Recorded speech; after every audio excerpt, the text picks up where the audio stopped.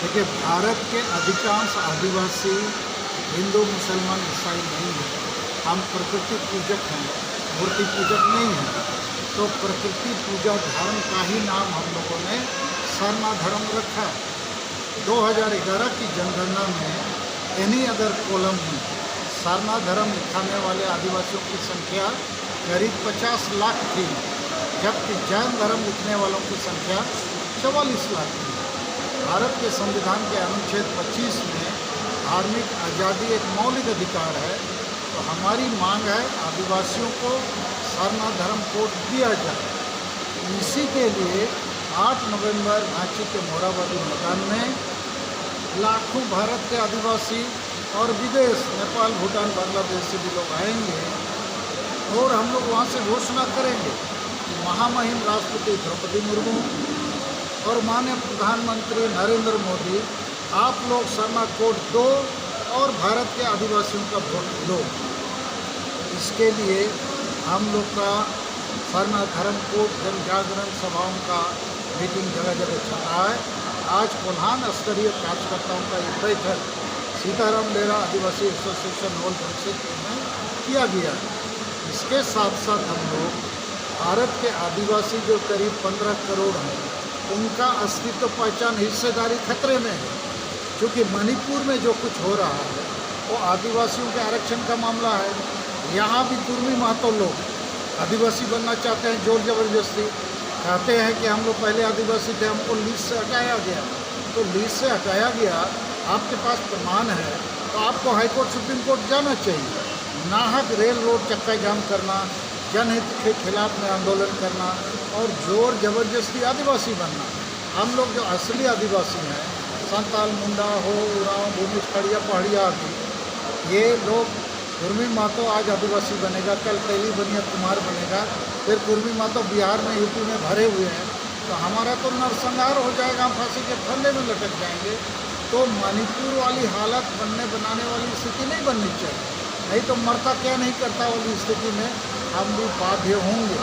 तो हमारे सामने अभी धर्म बचाना, जाति एसटी बचाना, भाषा बचाना, जमीन हासा बचाना, रोजगार बचाना, इज्जत, आबादी, आसपास, संविधान में जो अधिकार दिए गए हैं उसको बचाने का भी एक बड़ा खतरनाक दौर चल रहा है। तो आदिवासी संयल अभियान भारत के 7 राज्य झारखंड, बंगाल, बिहार, उड़ीसा, असम, त्रिपुरा और अरुणाचल के करीब 50 जिलों के 400 प्रखंडों में जहां आदिवासी ज़्यादा है, हम लोग आदिवासी सशक्तिकरण का काम कर रहे हैं। क्योंकि हमारे अनुसार आदिवासी जो हैं सामाजिक, धार्मिक, राजनीतिक रूप से गुलाम हैं। तो उनको गुलामी से आज़ादी दिलाना होगा, एकजुट करना होगा और सही दिशा में सही आंदोलन करना पड़ेगा। क्योंकि इस समय जितनी पार्टियां हैं, बड़े या छोटे, ये केवल वोट के लिए आदिवासियों को उपयोग कर रहे हैं, दुरुपयोग कर रहे हैं। उसके समाज सुधार का, सशक्तिकरण का काम नहीं कर रहे हैं। और इसलिए हम लोग अभी बड़ी चिंतित हैं कि एक तरफ जहां शिबू सोरेन, हेमंत सोरेन 5 बार सीएम बने, अभी 2019 में हेमंत सोरेन साहब ने जो वायदे किए एक भी पूरा नहीं किया। ऊपर से रोज़ भ्रष्टाचार का नया नया कहानी आ रहा है और ये जांच का विषय है। हमको लगता है कि ये लोग कहीं कोयला चोरी, बालू चोरी, गिट्टी पत्थर और ज़मीन खरीद बिक्री, बहुत तरह के मामले आ चुके हैं। और दूसरी तरफ लेकिन बीजेपी है विकल्प, मगर बीजेपी भी आदिवासी को वनवासी बोल देती है और जबरन आदिवासी को हिंदू का ठप्पा मार देती है। जबकि हिंदू मैरिज एक्ट और हिंदू सक्सेशन एक्ट में आदिवासी शामिल नहीं है। हमारे बीच वर्ण व्यवस्था भी नहीं है, ऊंच नीच नहीं है, स्वर्ग नरक का परिकल्पना नहीं है। तो हम लोग प्रकृति पूजक लोग हैं। हमको सरना के नाम से मान्यता दे देना चाहिए। हिंदू के साथ जैसे जैन, सिख और बौद्ध हैं, और एक सरना को भी भाई बना सकता है।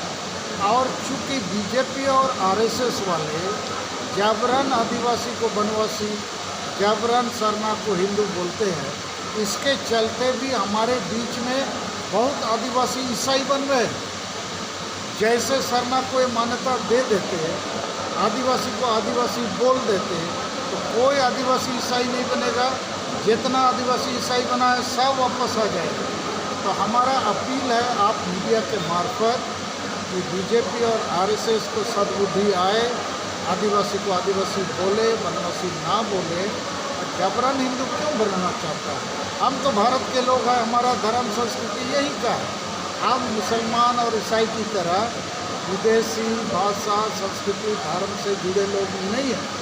लेकिन हमको यदि आप नहीं अपनाएंगे तो हम भी भटक के इधर उधर भटकेंगे, क्योंकि आदिवासी भोला भोला सीधा साधा आदमी है, गरीब है, अनपढ़ है, ना समझ। और धार्मिक मान्यता के नहीं मिलने से हमारी अस्तित्व पहचान हिस्सेदारी पर हमला भी पड़ा। Thank you.